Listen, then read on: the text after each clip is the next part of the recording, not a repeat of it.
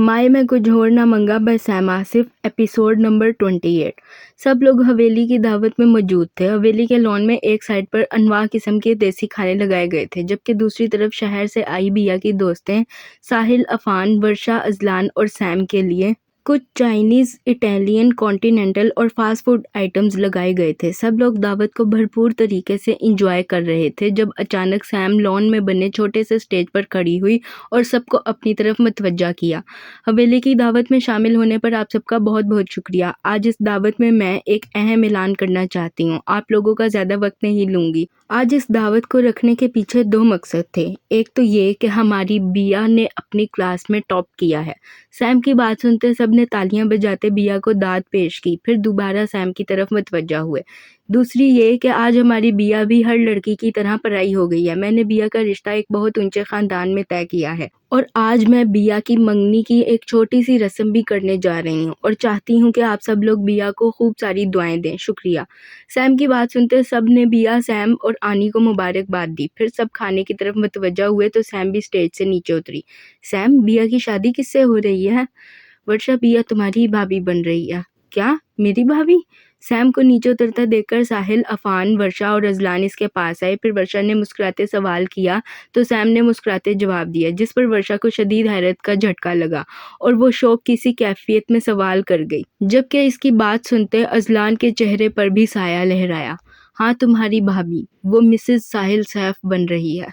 सच्ची? कॉन्ग्रेचुलेशन साहिल भाई, मैं बहुत खुश हूँ। वाह भाई, तू तो छुपा रुस्तम निकला। सैम की बात सुनते जहां अजलान ने सुकून का सांस लिया, वहीं वर्षा खुशी से ताली मारती बोली तो सब लोग हंसने लगे। फिर अफान साहिल की गर्दन में हाथ डालता बोला तो साहिल ने शर्मिंदगी से अपने बालों में हाथ फेरा। सरदारनी, मंगनी की रस्म कर लें? जी यानी ज़रूर, आप बिया को लेकर आएं। मैं भी अपने भाई को लेकर स्टेज पर चलती हूँ। चलो भाई। आनी की बात सुनते सैम फौरन बोली तो वर्षा ने मुस्कुराते जवाब दिया। फिर साहिल का बाजू पकड़ती स्टेज पर चढ़ी तो आनी भी बिया को लेती स्टेज पर आई। फिर सबकी मौजूदगी में बिया और साहिल की मंगनी की रस्म कर दी गई। दावत खत्म होने के बाद जब सब गांव वाले और बिया की दोस्तें अपने घर चली गई तो सब बच्चे आनी और सादिया अम्मा के साथ हवेली के लाउंज में बैठे। बिया, मैंने एक फैसला किया है और उम्मीद करती हूँ कि तुम इस फैसले की कदर करोगी और मुझे शिकायत का मौका नहीं दोगी। सरदारनी, मैंने आज से पहले कभी भी आपके फैसले पर एतराज़ नहीं किया, अब भी नहीं करूँगी। गुड। आनी, मैं सोच रही थी इसी जुम्मे को साहिल और बिया का निकाह कर दें। सैम की बात सुनते बिया फौरन बोली तो सैम बिया को जवाब देती आनी से बोली, वो तो ठीक है, मगर इतनी जल्दी क्या है सरदारनी, अभी तो मंगनी हुई है। आनी, दरअसल साहिल 1 महीने तक कनाडा चला जाएगा तो वो चाहता है कि जाते हुए वो बिया को साथ लेकर जाए, इसलिए अभी निकाह ज़रूरी है ताकि वो बिया के पेपर्स जमा करवा सके। तो ठीक है, फिर मैं तैयारियां शुरू कर देती हूँ। आनी की बात सुनते सैम फौरन बोली तो आनी ने मुस्कुराते जवाब दिया, जिस पर सैम हाँ में सर हिलाती अंदर चली गई। सरदारनी के अंदर जाने के बाद बिया भी इसके पीछे पीछे अंदर बढ़ी तो सब लोग मुस्कुराते साहिल को मुबारकबाद देने लगे। सरदारनी, सरदारनी, मेरी बात सुने। बोलो बिया।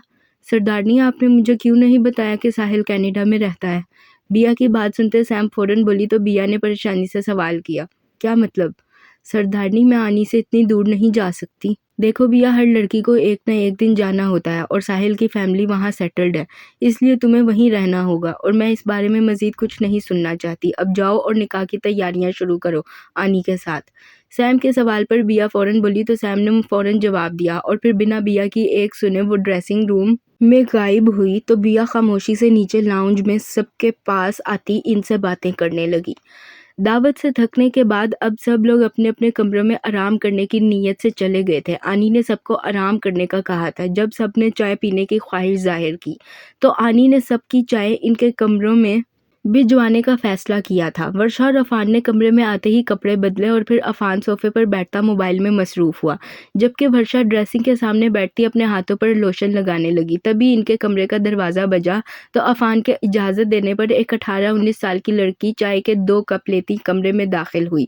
तो वर्षा ने शीशे से इस लड़की को देखा जो अफान के सामने पड़ी टेबल पर चाय रखती अफान को घूरने लगी, जबकि अफान अब भी मुसलसल मोबाइल में मसरूफ़ रहा। खड़ी क्यों हो, चाय सर्व करो और जाओ यहाँ से। जी, चीनी कितनी? 1 चम्मच। वर्षा की बात सुनते वो लड़की होश की दुनिया में आती फौरन बोली और फिर वो अफान से सवाल कर गई तो वर्षा वापस सीधी होती अपना काम करने लगी। जबकि इसके सवाल पर अफान हल्का सा मुस्कुराता बोला तो वो लड़की हाँ में सर हिलाती फौरन से चीनी मिलाती चाय का कप अफान की तरफ बढ़ा गई। अफान को चाय देते वक्त इस लड़की के हाथ ऐसे कांप रहे थे जैसे अफान इसी लड़की का शौहर हो, जबकि अफान की गहरी नीली आंखें इसके हाथ की कपकपाहट अच्छे से देख चुकी थी। इसने जैसे ही चाय का कप अफान की तरफ बढ़ाया तो अफान इसे देखते हल्का सा मुस्कुराया और बस यही अफान की गलती थी। अफान की गहरी नीली आंखें अपने ऊपर महसूस करते इस लड़की ने नजरें उठाते अफान को देखा तो अफान हल्का सा मुस्कुराता हाथ चाय के कप की तरफ बढ़ा गया। ऐन उसी वक्त इस लड़की को मजीद घबराहट हुई और इसी घबराहट में जो चाय इसे अफान को पीने के लिए देनी थी वो चाय इसने अफान के ऊपर गिरा दी। गरम गरम चाय गिरते देखकर वर्षा फौरन अफान के पास आई जबकि अफान मुसलसल अपनी शर्ट झाड़ रहा था। अफान के ऊपर चाय गिरते देखकर इस लड़की ने फौरन अपने मुंह पर हाथ रखा। अफान, आप ठीक है ना? अंधी हो तुम? नजर नहीं आता तुम्हें? कहाँ खोई हुई थी? माफ कर दे, गलती से गिर गई। इट्स ओके वर्षा, तुम मुझे शर्ट दे दो, मैं चेंज कर लेता हूँ।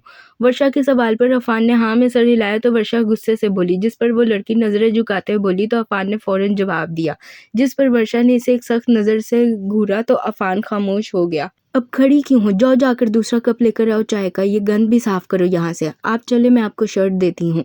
वर्षा गुस्से से कहती अफान को लेती ड्रेसिंग रूम में घुसी तो वो लड़की रोती हुई चाय का कप लेती नीचे लाउंज में आई और किचन में खड़ी होती एक नई चाय बनाने लगी। साथ साथ वो रोने का शुगल भी फरमा रही थी। तभी दूसरी लड़की किचन में दाखिल हुई। क्या हुआ तुम्हें? रो क्यों रही हो?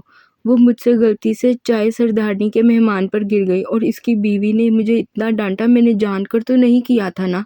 कोई बात नहीं, तुम जानती हो ना वो अमीरजादे हैं और अमीरजादे ऐसे ही होते हैं, नकचड़े, गुस्सेल और बदतमीज। टेंशन ना लो तुम। इस लड़की के सवाल पर वो लड़की रोती हुई बोली तो दूसरी लड़की ने फौरन जवाब दिया और फिर इसे पीछे करती खुद चाय बनाने लगी जबकि वो लड़की मुसलसल रो रही थी। फिर दूसरी लड़की चाय बनाती कमरे में आई तो वर्षा ने इससे चाय का ट्रे खुद ही पकड़ने में आफियत समझी। बाजी, आपसे कुछ कहना था। हाँ कहो, क्या कहना था? गुस्सा मत खाइएगा बाजी, मगर आप अमीर होंगी तो अपने घर, हम यहाँ हवेली में काम ज़रूर करते हैं मगर सिर्फ मजबूरी की वजह से। इससे चाय गलती से गिरी थी, आपको डांटना नहीं चाहिए था, वो नीचे बहुत रो रही है। इस लड़की का सवाल सुनते वर्षा ने भी सवाल किया तो इस लड़की ने फौरन जवाब दिया, जिस पर वर्षा का गुस्सा सवा नेज़े पर चढ़ा। अच्छा, मैं कुछ ना कहूँ और वो जो मेरे शौहर पर नज़र रख रही है उसका क्या? मैं गुस्सा चाय गिराने पर नहीं, मेरे शौहर पर मैली आंख रखने की वजह से हुई थी। रोने दो उसे, वो ये डिजर्व करती है और शुक्र करो मैंने इसे सिर्फ डांटा है, वरना दिल तो किया था मेरा कि एक थप्पड़ ही मार दूं उसे। वर्षा की बात सुनते इस लड़की की चलती ज़बान को ब्रेक लगी। फिर वो नज़रें झुकाती बाहर निकली तो इसे देखते अफान ने अपनी हंसी दबाई। आप क्या खी खी करके हंस रहे हैं? बहुत मज़ा आ रहा है आपको? सॉरी यार, मैं तो बस वैसे ही। रहने दे, बस करें अब आप। अफान को अपनी हंसी दबाता देखकर वर्षा गुस्से से बोली तो अफान ने फौरन जवाब दिया, जिस पर वर्षा अफान की बात काटती बोली और इसे चाय पकड़ाती खुद अपना चाय का कप लेती बाहर लॉन में चली गई। वर्षा को जाते देखकर अफान खामोशी से चाय पीने लगा जबकि वर्षा बाहर लॉन में आती चूल्हे पर बैठती चाय पीने लगी। अभी वर्षा ने चाय पी ही थी कि यकदम वर्षा को एक झटका लगा और इसकी आंखें चमकती सब्ज हुईं। अफान और इसके निकाह के बाद आलिम सुल्तान पहली बार वर्षा में आया था। वर्षा अपनी जगह पर बैठती आगे पीछे को झूलने लगी, साथ साथ मर्दाना आवाज में कुछ बड़बड़ाने लगी। तभी बिया लॉन में दाखिल हुई तो वर्षा को देखते मुस्कुराती हुई इसके पास आई। वर्षा आपी, आप यहाँ क्या कर रही हैं? वर्षा आपी, आप ठीक तो हैं? वर्षा आपी, अपने सवाल पर कोई जवाब ना पाते देखकर बिया वर्षा के करीब आती बोली, जिस पर वर्षा ने फिर कोई जवाब न दिया और अपना अमल दोहराती रही, जिस पर बिया परेशान होती इसके कंधे पर हाथ रखती बोली तो वर्षा एक झटके से मुड़ती इसका गला दबोच गई, जिस पर बिया की चीखें हवेली में गूंजने लगी। तो सब लोग भागते लॉन में आए जहां पर वर्षा बिया का गला दबोचे खड़ी थी। वर्षा और बिया को देखते अफान, अजलान और साहिल फौरन आगे बढ़े और फिर अजलान ने वर्षा का हाथ बिया के गले से हटाया तो अफान ने इसे फौरन अपनी जानिब खींचते बिया से दूर किया। जबकि बिया पीछे को होती बुरी तरह खांसने लगी तो साहिल ने इसे कंधों से पकड़ते सहारा दिया। इससे पहले कोई कुछ समझता वर्षा ने फौरन अफान पर हमला किया तो साहिल बिया को सैम के हवाले करता आगे बढ़ा। फिर अजलान और साहिल ने मिलकर वर्षा को अफान से दूर किया। दो हट्टे कट्टे नौजवानों के हाथ में पतली सी वर्षा को गुस्से से आगे बढ़ते अपने ही शोर पर हमला करते देखकर आनी और सादिया अम्मा तो हैरानो परेशान हुई। अलबत्ता सैम ये सब कुछ पहले भी देख चुकी थी, इसलिए इसे ज़्यादा फ़र्क ना पड़ा। बिया भी परेशानी से वर्षा को देख रही थी, जो एक मर्दाना आवाज़ में चिल्लाती अपने शौहर की जान की दुश्मन बनी हुई थी। ये मुझे क्यों मार रही है? भाई तेरी बीवी है तो तुझे ही मारेगी ना। अबे ये मेरी बीवी नहीं, आलिम सुल्तान है। अफान के सवाल पर साहिल मुस्कुराता बोला तो अफान ने गुस्से से जवाब दिया, जिस पर अजलान ने इन दोनों को नागवारी से घूरा तो वो दोनों खामोश हुए। यार अब इस जिन को निकालें कैसे? वो बाद में देखेंगे, पहले इसको वहां अंदर बंद करो, फिर आराम से सोचते हैं। अफान के सवाल पर अजलान गुस्से से बोला तो अफान ने हाँ में सर हिलाया। फिर लॉन में बने एक छोटे से कमरे की तरफ बढ़ा और इस कमरे का दरवाज़ा खोला तो अजलान और साहिल ने वर्षा को कमरे के अंदर करते दरवाज़ा बंद करते एक गहरा सांस लिया। फिर बाकी सबके पास वापस आए। तुम ठीक हो? जी। साहिल के परेशानी से सवाल करने पर बिया हाँ में सर हिलाती बोली तो अजलान ने अफान को देखा, जो गहरी सोच में डूबा हुआ था। तेरे को क्या हुआ अब? भाई तुम दोनों भी तो वहां थे, फिर वो जिन सिर्फ मुझे ही क्यों मार रहा था? साहिल तुम जल्दी से मौलवी साहिब को ले आओ, वर्षा को ठीक करने का वही तरीका बताएंगे। अजलान के सवाल पर अफान ने कुछ सोचते सवाल किया तो अजलान इसे इग्नोर करता साहिल से बोला, जिस पर साहिल हाँ में सर हिलाता बाहर की जानिब गया। आनी, सादिया अम्मा, आप लोग सबको लेकर अंदर जाएं, हम हैं वर्षा के पास, आप फिक्र ना करें। नहीं पुत्र, हम यहीं ठीक हैं, मौलवी साहिब आ जाएं तो वर्षा को लेकर अंदर जाएंगे। अजलान की बात सुनते आनी फौरन बोली तो अजलान ने हाँ में सर हिलाया। फिर थोड़ी ही देर में साहिल मौलवी साहिब के साथ लॉन में दाखिल हुआ तो अजलान ने मौलवी साहिब को सारी बात बताई। मगर मौलवी साहिब, इस सब में अजीब बात ये थी कि इसने मुझ पर हमला किया और मुझे मारने का पूरा इरादा था इसका। वो इसलिए क्योंकि तुम इसके शौहर हो अब, और ये एक बहुत बड़ी रुकावट है इस जिन के लिए, क्योंकि इसे इस बच्ची पर इसीलिए तो हावी किया गया था कि इसकी शादी ना हो, मगर फिर भी शादी हो गई और ये इस जिन की नाकामी है जिसे वो बर्दाश्त नहीं कर सकता और तुम्हें मार देना चाहता है। अफान की बात सुनते मौलवी साहिब फौरन बोले तो अफान ने हाँ में सर हिलाया। फिर मौलवी साहिब इस कमरे की तरफ बढ़े जहाँ पर वर्षा को बंद किया गया था।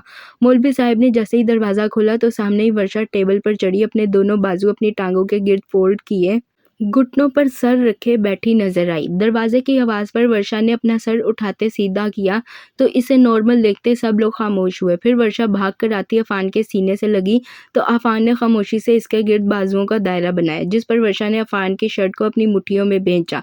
इससे पहले कि कोई कुछ समझता वर्षा ने अफान को इसके सीने पर बुरी तरह काटा, जिस पर कमरे और लॉन में अफान की चीखें गूंजने लगी। अफान को चिल्लाता देखकर साहिल और अजलान ने अफान को वर्षा से दूर करना चाहा, मगर नाकाम रहे। फिर मौलवी साहिब ने फौरन से कुछ पढ़कर वर्षा पर फूका तो वर्षा होशो हवा से बेगाना होती अजलान की बाहों में लड़क गई। फिर सब लोग अंदर की जानिब आए तो सादिया अम्मा ने अफान की पट्टी की, जबकि बाकी सब मौलवी साहिब की तरफ मुतवज्जा हुए जो अजलान से कुछ कह रहे थे। मैंने तुम्हें अमल करने को कहा था, इस अमल को कितने दिन हो गए हैं? मौलवी साहिब, आज इस अमल को 30 दिन हो गए हैं, कल 31वां दिन है इस अमल का। आपने कहा था 40 दिन पूरे करने हैं। ठीक है, तुम अमल जारी रखो, मैं कुछ दुआएं बता देता हूँ। ये दुआएं सुबह, फजर के बाद और रात को सोने से पहले पढ़कर वर्षा पर लाजमी फूंकना। इस छोटे अमल से वो जिन वर्षा से दूर रहेगा। मौलवी साहिब की बात सुनते अजलान फौरन बोला तो मौलवी साहिब ने हाँ में सर हिलाते जवाब दिया। फिर एक कागज़ अजलान को पकड़ाया। मौलवी साहिब, कोई भी ये दुआएं पढ़ ले या किसी एक ही बंदे को पढ़नी होगी ये दुआएं? कोई भी पढ़ ले, इसमें कोई मसला नहीं। अब मैं चलता हूँ, कोई और मदद चाहिए हो तो बताना। अजलान की बात सुनते मौलवी साहिब ने फ़ौरन जवाब दिया, जिस पर अजलान ने हाँ में सर हिलाया तो मौलवी साहिब वापस चले गए। फिर तकरीबन 10 मिनट बाद जब वर्षा को होश आया तो सब लोग ही इसके पास मौजूद थे। वर्षा अपना भारी सर पकड़ती उठ बैठी तो इसकी नज़र सामने खड़ी मुलाजमा पर गई, जो खड़ी मुसलसल मुस्कुरा रही थी। फिर वर्षा ने इस मुलाजमा की नज़रों की सिमत देखा तो अफान को बैठे देखकर वर्षा का पारा चढ़ा। आप यहाँ पर क्या कर रहे हैं? मैं तुम्हारे होश में आने का इंतज़ार कर रहा था। हाँ, तो मुझे आ गया ना अब होश, तो चलें उठें, अपने कमरे में जाएं और अब आप मुझे अपने कमरे से बाहर नजर ना आए। वर्षा के अचानक सवाल पर अफान बुरी तरह गड़बड़ाया। फिर परेशानी से बोला तो वर्षा ने गुस्से से जवाब दिया, जिस पर अफान ने इसे ऐसे देखा जैसे वर्षा का दिमाग अपनी जगह पर ना हो। अब मुझे ऐसे क्यों देख रहे हैं? सुना नहीं मैंने क्या कहा है? मेरा बच्चा, तुम अफान को कमरे में क्यों भेज रही हो? हाँ, तुम तो ऐसे कर रही हो जैसे ये कोई नई नवेली दुल्हन है जो शर्म के मारे कमरे में बैठने के बजाय बेशर्मों की तरह सबके सामने बैठी हो। वर्षा के सवाल पर अजलान वर्षा के पास बैठता सवाल कर किया, जिस पर साहिल ने भी हंसते जवाब दिया तो वर्षा ने एक सख्त घूरी से साहिल को नवाजा, जिस पर साहिल की चलती जबान को ब्रेक लगी तो बिया ने अपनी हंसी दबाई। वर्षा, मैं अफान, आप कमरे में जा रहे हैं या नहीं? एक मिनट, क्या हुआ है? क्यों तुम अफान को कमरे में बंद करने लगी हो? अभी अफान बोला ही था कि वर्षा गुस्से से इसकी बात काटती सवाल कर गई, जिस पर सैम ने आते परेशानी से सवाल किया तो वर्षा ने इसे भी कूरा। तुम्हारी वजह से कमरे में बंद कर रही हूँ। What nonsense is this? मेरी वजह से बंद कर रही हो? क्यों, तुम्हारे शौहर का मुझसे पर्दा है? नहीं, मगर तुमने जो ये ठरकी लड़कियां घर में काम के लिए रखी हुई हैं ना, मैं अफान का इनसे पर्दा ज़रूर करवाऊंगी। वर्षा की बात सुनते सैम सीने पर हाथ बांधती बोली तो वर्षा ने गुस्से से जवाब दिया, जिस पर सैम ने सामने खड़ी लड़कियों को देखते परेशानी से वर्षा को देखा। ये ठरकी लड़कियां हर वक्त मेरे शौहर को देखकर हंसती रहती हैं। इतना तो मैं अपने शौहर को देखकर नहीं शर्माती जितना ये शर्माती हैं। तुम्हें पता है इनका बस नहीं चलता ये मेरे शौहर का रेप ही कर दें। तो तुम्हें तुम्हारे शौहर पर यकीन नहीं, वो ऐसी हरकत कर सकता है? मुझे मेरे शौहर पर पूरा यकीन है, मगर इन लड़कियों पर नहीं। इनका क्या भरोसा? मेरे शौहर की अश्लील तस्वीर बनाकर उन्हें ब्लैकमेल करें और उनसे गंदे गंदे काम करवाएं। तुम्हारी हवेली की लड़कियों का तो वैसे भी कोई भरोसा नहीं। पहले मेरे भाइयों पर इल्ज़ाम लगाकर इन्हें फंसाना चाहा था, अब मेरे शौहर के पीछे पड़ गई हैं। वर्षा की बात सुनते सैम फ़ौरन बोली तो वर्षा ने गुस्से से जवाब दिया, जिस पर अजलान, अफान और साहिल ने अपना अपना गला खंगारते अपनी हंसी रोकी, जबकि सैम ने वर्षा की बात सुनते सामने खड़ी लड़कियों को खा जाने वाली नज़रों से घूरा तो वो लड़कियां फ़ौरन वहाँ से रफू चक्कर हुईं। अब तुम मेरे शौहर की सेफ्टी के लिए कुछ करोगी या नहीं? करती हूँ, मेरे पास बहुत अच्छा आइडिया है। एक मिनट, बिया, मेरी अलमारी में एक शॉपिंग बैग पड़ा है, वो उठा लाओ। वर्षा के सवाल पर सैम फ़ौरन बोली तो बिया हाँ में सर हिलाती अंदर गई और 2 मिनट बाद एक शॉपिंग बैग हाथ में लेती बाहर आई और सैम को पकड़ाया तो सब ने सैम को हैरानगी से देखा, जिसने इस बैग में से एक ब्लैक रंग की बड़ी सी चादर नुमा कोई चीज़ निकाली थी। ये लो, ये टोपी बुर्का है, ये अपने शौहर को पहना दो, फिर वो सबकी गंदी नज़रों से बच जाएगा। पठान अपनी औरतों को यही बुर्का पहनाते हैं लोगों की नज़रों से बचाने के लिए। ठीक है अफान, ये ले, पहने ये बुर्का। हरगिज़ नहीं, मैं नहीं पहनने वाला। सैम की बात सुनते वर्षा बुर्का पकड़ती अफान की तरफ बढ़ाती बोली तो अफान ने फ़ौरन नफ़ी में सर हिलाते जवाब दिया, क्यों, आपको लड़कियों का ताड़ना पसंद है? नहीं वर्षा, ऐसी बात नहीं है, मुझे बिल्कुल नहीं पसंद तुम्हारे सिवा कोई लड़की मुझे देखे तो, मगर मैं ये बुर्का नहीं पहनूंगा। ये तो औरतें पहनती हैं और मैं मर्द हूँ। अगर नहीं पसंद के मेरे सिवा कोई और देखे तो पहने इसे। रुके, मैं पहना देती हूँ। इधर आए, भागे नहीं। वर्षा के एक आईब्रो उचकाकर पूछने पर अफान ने थूक निगलते जवाब दिया, जबकि अफान का जवाब सुनते साहिल और अजलान ने अपनी हंसी दबाई। तभी वर्षा बोलती फ़ौरन से बुर्का लेकर आगे बढ़ी तो अफान अपनी जगह से उछल कर खड़ा हुआ और फिर इसने फ़ौरन से दौड़ लगाई तो वर्षा गुस्से से बोली, जिस पर अफान ने बेचारा सा मुंह बनाकर आनी और सादिया अम्मा को देखा, क्योंकि इस वक्त वही दोनों इसे वर्षा से बचा सकती थी। जबकि अफान की हालत देखते सैम, अजलान, बिया और साहिल ज़ोर ज़ोर से कहका लगाकर हंस रहे थे। वर्षा बेटा, रहने दो, कुछ नहीं होता, तुम ना पहनाओ मेरे बेटे को बुर्का, ताकि आपके बेटे को हर ऐरी गैरी नत्थु पैरी लड़की देखे। नहीं देखती, तुम रहने दो बुर्का। आनी की बात सुनते वर्षा फ़ौरन बोली तो सादिया अम्मा ने फ़ौरन जवाब दिया, जिस पर वर्षा मुंह बनाती चुप हुई तो अफान ने शुक्र अदा किया। फिर अजलान और साहिल को कहका लगाते देखकर इनके पास आया और इन दोनों की कमर में एक एक मुक्का जड़ा तो वो दोनों बिलबिलाकर सीधे होते अफान को घूरने लगे। चलो अब सब लोग सो जाओ, रात बहुत हो गई है। आनी की बात सुनते सबने हाँ में सर हिलाया, फिर मुस्कुराते हुए अपने अपने कमरों में सोने चले गए। इस वक्त सब लोग नाश्ते की टेबल पर बैठे नाश्ता कर रहे थे जब अचानक हवेली के बाहर गाड़ी रुकने की आवाज़ आई। फिर 2 मिनट बाद ही अबान मलिक लाउंज में दाखिल होता नजर आया। अबान मलिक को हवेली में देखते सब लोग हैरान हुए। कैसी हो सरदारनी, यहाँ आने का मकसद? हाँ, मैं मिठाई खाने आया हूँ, सुना है कल बिया की मंगनी हो गई है। अबान का सवाल सुनते सैम ने फ़ौरन सवाल किया तो अबान मुस्कुराते हुए सोफे पर बैठा और बोला तो सैम को गुस्सा आया। इससे पहले सैम कुछ बोलती एक लड़की ने मिठाई की प्लेट लाते अबान के सामने रखी। मुबारक हो, किससे हुई है बिया की शादी? अबान, ये मेरा दामाद है साहिल सैफ, कनाडा का बहुत बड़ा बिजनेसमैन है। अबान का सवाल सुनते आनी फ़ौरन बोली तो अबान ने हाँ में सर हिलाया। फिर साहिल को देखते हाथ बढ़ाया तो साहिल ने भी हाथ मिलाया। मुबारक हो, हम दोनों ही इस हवेली के दामाद हैं। मैं तो बिया का हस्बैंड हूँ, आप किसके हस्बैंड हैं? मैं साथ वाले गांव का सरदार हूँ, तो इस गांव का भी सरदार ही बनूंगा ना। अबान की बात सुनते साहिल ने परेशानी से जवाब दिया तो अबान ने मुस्कुराते जवाब दिया, जिस पर सबने चौंक कर इसे देखा, जबकि सैम ने एक ऐसी मुस्कुराहट पास की जैसे कह रही हो बिल्ली के ख्वाब में छिछड़े। फिर सैम ने एक गार्ड को इशारा किया तो वो गार्ड आगे बढ़ता अबान को बाजू से पकड़ते बाहर निकालने लगा, जबकि अबान अपना बाजू छुड़ाने की नाकाम कोशिश करने लगा। दोबारा इस हवेली में कदम रखने से पहले 100 दफ़ा सोचना। इस बार तो अपने पैरों पर जा रहे हो, अगली बार 4 कंधों पर जाओगे। गार्ड ने जैसे ही अबान को हवेली से बाहर निकाला तो सैम गुस्से से बोली, जिस पर अबान गुस्से से सैम को घूरता वहां से अपनी जीप लेकर चला गया। फिर सब लोग वापस हवेली में आते लाउंज में बैठे तो आनी सैम की तरफ मुतवज्जा हुई। सरदारनी, मैं चाहती हूँ बिया के निकाह पर मेरे सब बच्चे शामिल हों। आप बेफिक्र रहें आनी, जुम्मा तक सब लोग हवेली में हाजिर होंगे इंशाल्लाह। आनी की बात सुनते सैम फौरन बोली तो आनी मुस्कुराने लगी। तभी अफान भागता हुआ लाउंज में दाखिल हुआ तो सब लोग हैरान हुए। भाई बचा ले मुझे अपनी बहन से, डाइनों की तरह मेरे पीछे पड़ी हुई है। आपने मुझे डाइन कहा? मैं छोड़ूंगी नहीं आज आपको। अरे मगर हुआ क्या है? अफान की बात सुनते वर्षा आती गुस्से से बोली तो सैम ने गुस्से से सवाल किया, जिस पर वर्षा अफान को घूरने लगी। इन्होंने मुझे कहा कि मैं चुड़ैल जैसी लगती हूँ और अभी डाइन भी कहा। ये लो वर्षा, अफान की गर्दन काट दो। वर्षा की बात सुनते सैम मुस्कुराती बोली और इसे छुरी पकड़ा गई तो वर्षा ने छुरी पकड़ी, जिस पर अफान ने मुंह बनाया।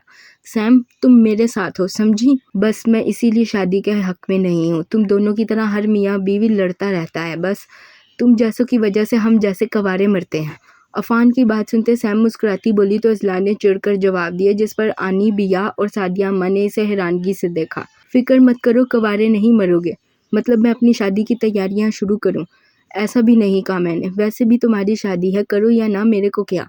सैम की बात सुनते अजलान शौक लहजे में बोला तो सैम ने फौरन जवाब दिया और फिर अंदर की तरफ चली गई। जबकि इसकी बात सुनते अजलान ने गुस्से से अफान को देखा जो खड़ा इसे देखता मुस्कुरा रहा था।